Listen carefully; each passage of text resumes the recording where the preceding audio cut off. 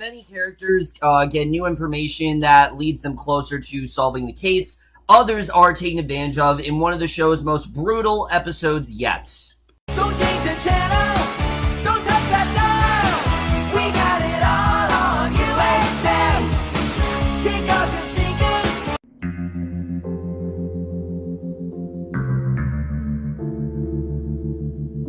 Hey guys, it's Cameron for part 10 of Twin Peaks The Return, and let's get into this part because holy shit. I was definitely very excited to see where we were going to go from here. Like I said, part 9 was a very reveal-heavy episode. We found out a lot of stuff in that one, between, everything that was going on with Hastings, everything that he was saying, the stuff with Bobby. There was so much stuff going on here, and while this episode didn't give as much reveal-wise, it definitely was a lot more eventful than part 9, just because of what went down here. But it's also a very hard episode to watch. But it's not really all that shocking to me they decided to go in this direction, because what you get in this episode, oh yeah, it's brutal. It definitely is. But abuse has always kind of been a theme of Twin Peaks, whether it's substance abuse or drug abuse or, sexual abuse or even,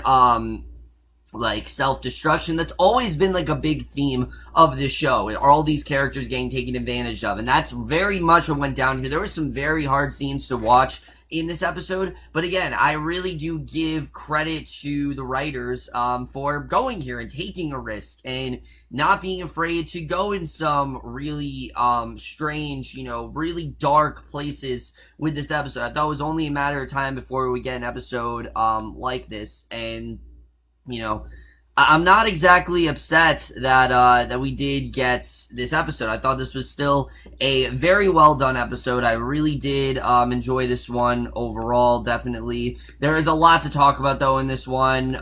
Like I said, again, it's hard. It was an episode that was very hard to watch, but definitely I do give credit to the show for going here. So right off the bat, we get a very hard scene where we see Richard Horne, and you guys know that I already really dislike this character. If you guys didn't hate Richard Horne before this episode, you absolutely will after what we get here, because Richard Horne in general, he's just the worst. He really is. I mean, there's really no other way to categorize him. Richard Horne is the absolute worst. Basically, he drives to Miriam Sullivan's, and basically she's telling him to leave and sends a letter about him to the sheriff's department, telling him everything she knows, and he asks if she's seen the letter today. And basically she says that yes, she has in fact seen the letter, and he angrily breaks into the trailer, savagely beats her, and we don't know if he actually killed her or what he actually did to her, but it was actually shown off screen. And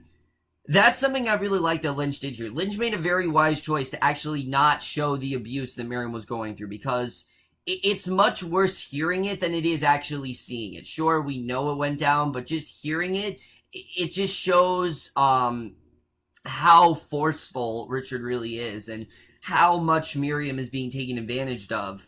And that scene in general, basically, he leaves, calling Deputy Chad and telling him to intercept Miriam's letter and make sure that it's not sent out, because he wants nothing to do with it. He knows that he is in deep shit and he's doing what he can to cover his tracks. And Richard Horne as a character, he's just so, he's so evil, and I don't know if evil's really the word. He's just an asshole. He really is. He's an asshole. He's evil. He's, very much, brutalizing. Like, he will do whatever he can to make sure that he can cover his tracks, and he will do whatever he can to perform the task. And I get it that he's a little paranoid from his confrontation with that magician and whatnot, but this was a completely different story. Seeing that scene right off the bat again really does give us the darker tone that this episode really does represent. Yes, the show is dark, but this was on a whole other level, and pretty much every scene in this episode is kind of like that. We then see Carl. He's playing guitar and he's singing outside of his trailer, and I thought it made sense to cut to Carl. If you remember, Carl was the one who saved that woman while Richard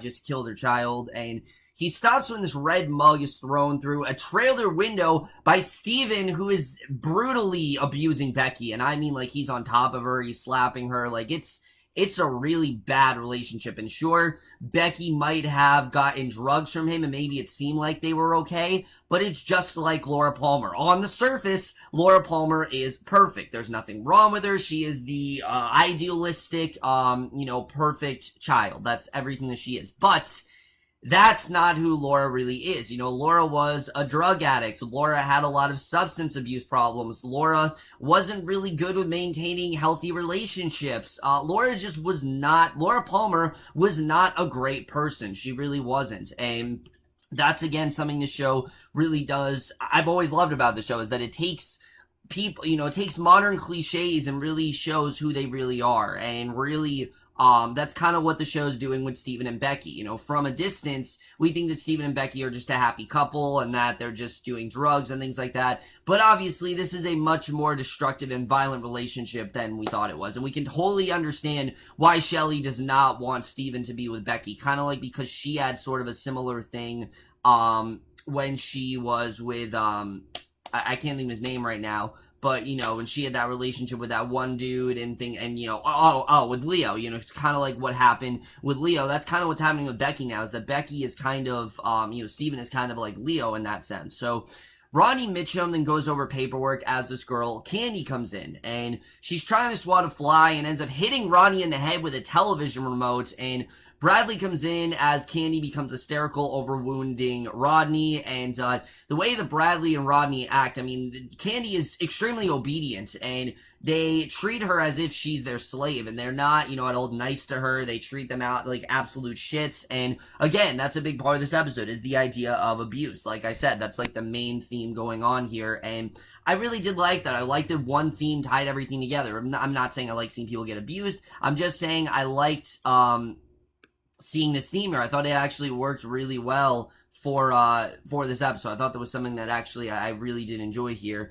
But basically, we then see Dougie. He finally gets to the doctor. Yeah, after so many episodes, Janey-E finally gets him to the doctor. He examines Cooper as Janey-E's telling him about his recent behavior and, sort of like the erratic turn that it's had on his, appearance and personality. And after a physical, he's determined to be in excellent health, which is delightfully surprising Janey-E due to the fact that Dougie is usually very overweight. So she knows very well that something's not going on, something's just not right with him, but she doesn't exactly care because, this is Dougie who is in great health, and she kind of takes this opportunity and uses him to her advantage as well. And while it is a funny scene, in general, this is, I think, just as harrowing as what's going down with Becky or what's going down with Miriam. I think in general, the way this was represented wasn't represented to be funny, whether it was represented to be, again, sort of Cooper being taken advantage of, which he kind of has been throughout this entire, limited series so far, is that Cooper has very much been taken advantage of in that sense. But I thought, again, that was really great stuff there. But Rodney then watches the news with Candy, Sandy, and Mandy, and he sees the report on the arrest of the Spike, who they had a hit on, and they then see the report on Ike's attack on Dougie, recognizing him as Mr. Jackpots from their casino. So this is clearly someone that they do know very well, and someone that, they really could get in touch with. And of course, we know the Spike called someone. I don't know if it is either Rodney or Bradley, but I think it very well could be. I think they do have a fun connection to him, and I think we're going to find out more about that very soon. Janey-E is then watching Cooper eat cake and casually just asks him if he finds her attractive. So immediately like, oh shit, she's trying to seduce him. And he, of course, says nothing because he can. Again, he's kind of like a child at this point. And she says that she finds him attractive, and they very quickly have sex, but it's not sex in the way where it seems that Cooper wants it. In fact, his arms are like comically flopping around on the bed. He didn't actually consent to this, so this isn't necessarily something that Cooper really does want. And again, while it is kind of funny to see Janey-E moan very loudly, waking up her son, it was funny in that way. It's not necessarily supposed to be categorized away. I actually saw this as I actually saw this as not harrowing necessarily, but just a really bad situation for Cooper. He can't emote in any way. He can't do anything. Again, we can see that his personality is coming back slowly, but it's like a very gradual process. I mean, he still can't talk in form sentences. He still can't do that yet. So again, the way this was done, yes, I was happy for Janey-E in that regard, but again, Cooper didn't really consent to it, so I think it's just as much of a sign of abuse as the other stuff we got. So we then see Jacoby. He broadcasts an episode of his Dr. Amp show, and look, I really am enjoying this, but Nadine watching, there's nothing going on here. There's nothing really happening within this plotline. I don't really understand why they're doing this, except, oh, here's Nadine. Oh, yeah, Nadine's still on the show. I don't like Nadine. I've said this before. I don't like this character. I think she's just there to be a cartoon. And that was one of the reasons why I couldn't stand her character. They always just, they'd always use her for, like, comedy. And I never really found her to be that interesting of a character. I never really was that into her. I just thought she was kind of annoying, honestly. And I don't know why this is still going on. It just seemed like, oh yeah, Nadine's still in this show. I don't know why we keep getting this. Maybe, again, it's going to connect in some way, because I know you're not supposed to look at this as a TV show. It's supposed to be like, an 18-hour movie. So I guess that's why he did it, and I think it is going to connect at some point. But right now, I don't understand the point of this. But in the morning, we see Janey-E, and she is cheerful than ever before, obviously, because things went really well. She takes Cooper to work and Sonny Jim to school, and things seem great. So we then see Jerry. He's lost in the woods, and he loses his phone signal very quickly. We don't know how, but he just loses it, and he's yelling, about it, and it seems that this has to do with the Black Lodge. I mean, I'm assuming, at least, that the Black Lodge is fucking with Jerry in some way. We don't exactly know how, but I do think that the Black Lodge is very much connected to this. So Chad then goes to Lucy's desk and comments that it is a beautiful day. He goes out to get the mail as Lucy watches, and he pockets Miriam's letter, goes back inside, giving the mail to Lucy. So yeah, it does seem like he is going to listen to Richard. He is going to hide this letter from Lucy. I don't think it's going to end well for Chad at all, but it does seem like that's what he's going to do here. So Richard then drives, receiving a text message from Chad confirming that he got the letter, and obviously Richard's going to do what he can to try to cover his tracks, which he's really not doing a great job with, especially when we get to probably the most brutal scene in the entire episode. So the way this scene was composed, let me just say right off the bat, was fantastic, because it starts off really simple. Johnny's just sitting in front of his room. There's a talking toy bear saying, "Hello, Johnny, how are you today? Hello, Johnny, how are you today?" We hear it about 20 times throughout the scene, and we see Sylvia goes to the door. Now, we thought this was going to be Audrey. I thought was going to be our first appearance of Audrey, but no, it's actually Sylvia. But I do think that this confirms, unfortunately, that Richard is Audrey's daughter, and it sucks because, I really liked Audrey as a character, and the fact that we still haven't seen her, I think, is really interesting. I think there's definitely a reason why we haven't seen Audrey yet, but Richard arrives, trying to keep him away, and basically he's demanding money, and he starts strangling her, and she's saying, "No, I'm not going to give you the money. It's just not going to work that way." So obviously Richard, he doesn't take no for an answer. There's no way that he's just going to let her not give him the money. So he literally starts strangling her, and Johnny helplessly falls over with his chair, squirms on the floor, and it's just really hard to watch, I have to say. Richard gets money from his safe. He takes his grandmother's purse, and she doesn't get to do anything. He takes it, he takes the money from her, he takes her purse, and he just leaves. And, he's gotten exactly what he needs out of her, which is really sad to see. You really were hoping that Sylvia maybe could fight back or maybe do something to get Richard away, but it just doesn't seem like that's possible for her to do. And I really did feel bad for Sylvia in that scene. Again, we know obviously what this is all about, that Richard needs money for that one dude, but obviously, I get it that he's determined, I understand that, but, this was plain substance abuse. This was completely uncalled for, and the fact that this is Audrey's son, is just tragic. It really is. So, I mean, at least I'm assuming. They implied that this very much could be Audrey's son. So, because, people have said maybe it's Donna's son, but Donna's not confirmed to appear in this series. They already said Donna's not coming back, so I think it probably is Audrey's son. But Roger reports Ike's arrest to Duncan Todd, who calls over Anthony Sinclair. As we know, Todd called him in, and we find out really what's going on here. He tells him that he needs to convince the Mitchum brothers that Dougie is actually working against them, and that they can't possibly trust Dougie in this way. And if it fails, he is to kill Dougie. So now we know what's really going on here. The doppelganger clearly is trying to kill Dougie. That's what he definitely is trying to do.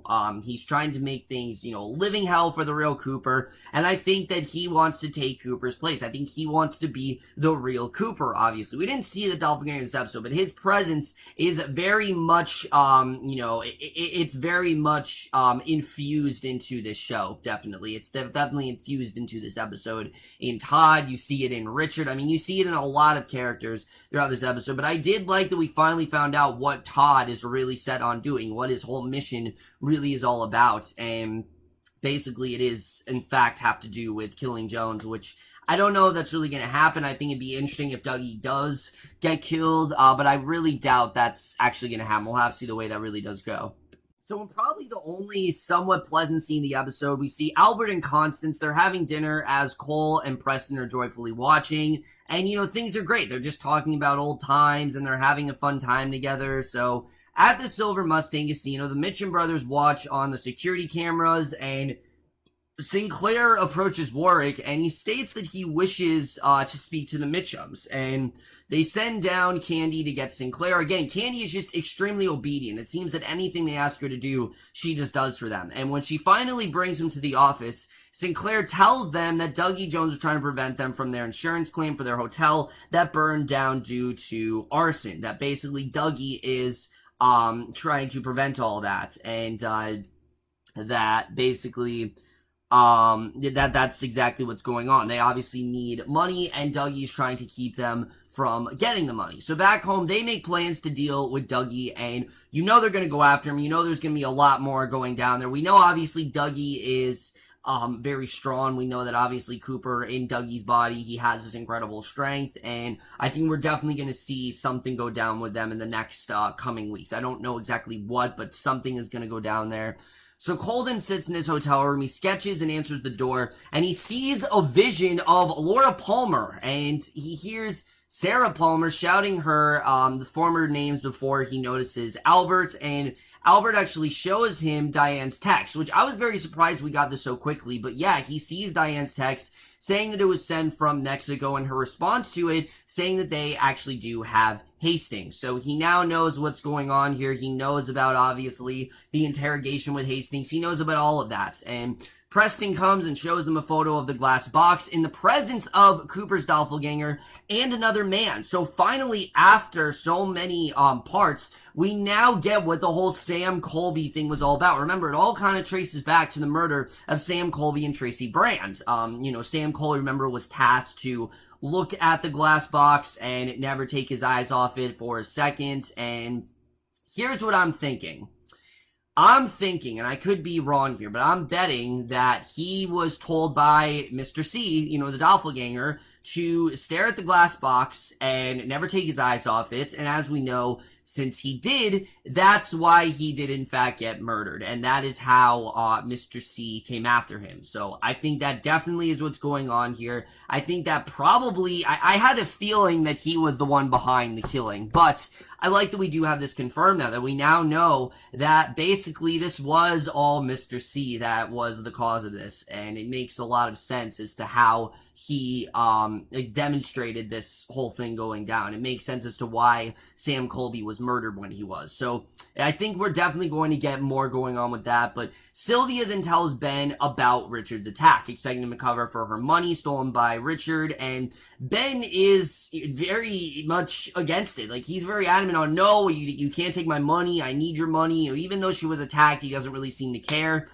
But he asks Beverly to have dinner with him. And in a way, you can tell that Ben wants to turn things around. You can tell that Ben, he's trying to make himself a better man. That's something that he tried to do in the second half of season 2. He tried to be like a real father to Audrey because he was always busy and he wanted to actually have time for her and things like that. So you can tell that he is trying to do that. But at the same time, can he just give his wife just a few measly dollars? It's really not much to ask for, but obviously he's really not willing to do that, so that's on him, but that basically is how that went. But we then get this scene that I absolutely loved, which was a great way to close out the episode, where the log lady is speaking to Hawk over the phone with another cryptic message. And this one cryptic message might actually be the key to solving everything that's been going down in this show, because she says, the Truman brothers are true men. Circle is almost complete.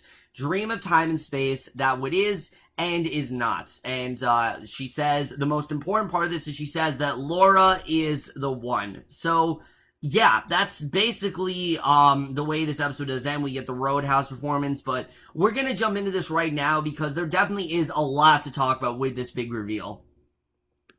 Oh, wow. I mean, what a brutal episode, really. There were so many scenes in this episode that were just really hard to watch, but we gotta talk about this prophecy because this is definitely really interesting. First of all, what is the whole deal with Laura is the one? What does that really mean? I'm gonna break it down bit by bit here. Laura is the one in general. What I think that symbolizes is that Laura is the key to ending all of this. Laura is the one who is the key to this, or Laura is kind of like the catalyst. She could be saying, Laura is the reason why all this started. Everything happened because of Laura. If Laura would not have committed the sins that she did, and if people would have continued to, constantly talk about her and talk shit about her and invite all of this evil into the world, then Laura would not have turned out this way. I think it all kind of goes back to part 8, as we saw in part 8. These evil, they don't just arrive. They arrive when someone, commits a sin or someone allows this evil into the world. And that's what Laura Palmer essentially did. She gave in to evil, and that's why they are kind of where they are. But the other big part of it is the whole thing with the Truman brothers. What does that really mean? Truman's circle is almost complete. What is that really saying? I mean, I don't really know what that part really means. I'm gonna be honest with you. I don't know what this whole prophecy is really about. Truman brothers are true men. I kind of saw it as like they're like true, like you can trust them, but I don't really know, honestly. I don't really know what it means. I'm glad they're getting a few scenes in there with the log lady, obviously because the log lady did die, and it's very sad to see the way that they're doing this quite well, though, because obviously, they've shot this show for a very long time. They shot the show, I believe, back in 2014, so obviously that was, way before, well, not way before, but it was pretty close to when Margaret Lanterman, the character actually did die, obviously. I think, again, very strong stuff there. I really did love the way that was played out. But the question now is, what is Hawk going to do with this information? How is he going to use this as advantage? We don't really know. We'll have to see the way that really does play out.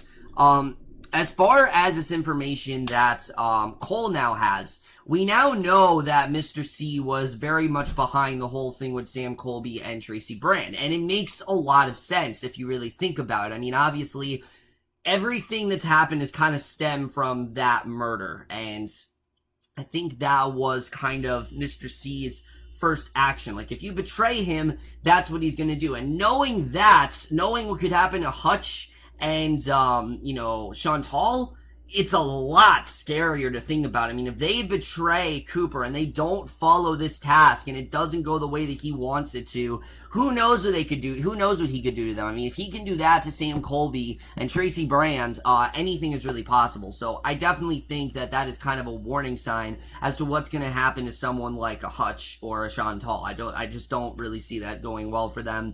What are they going to do with Diane's text? How's that really going to go? We don't really know what that's all about.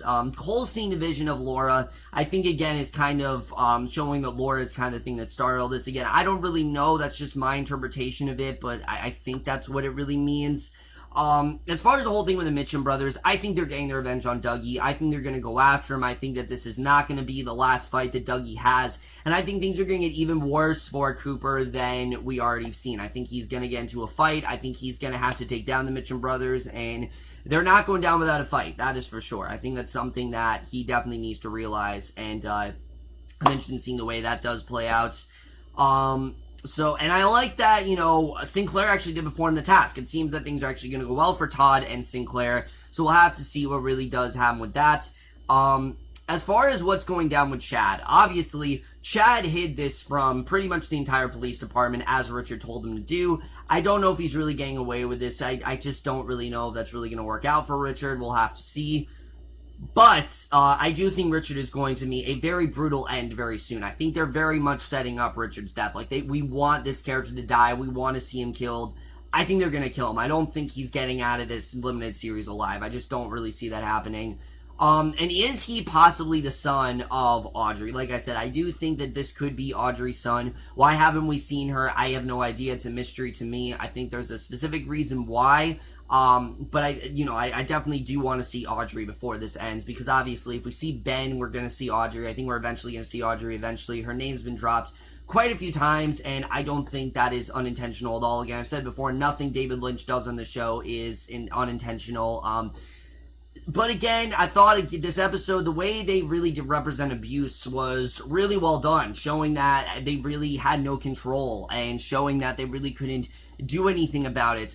Becky being held down by Steven, or Sylvia literally being robbed by her son, and her son grabbing her purse from her. I mean, it was really tough stuff to watch. Or him beating the shit out of Miriam. The fact that we didn't see all of that, like we only heard about it, again, it's much more sickening, because what we could imagine in our mind is just a lot more scarier, and that's something that Lynch has always played very well, is what our mind really does to us, what our mind makes us think, the different things that happens to us in our mind. I think that's something that was done very well here. Overall, guys, I absolutely loved this episode. Again, it was very brutal to watch, but I definitely really did like it. My only complaint, like I said, I don't know where this whole Jacoby thing is going. I don't know why we keep seeing it. I think once is enough. We've seen Jerry, not Jerry Horn. We've seen I can't think of his name right now, but the dude that the dude that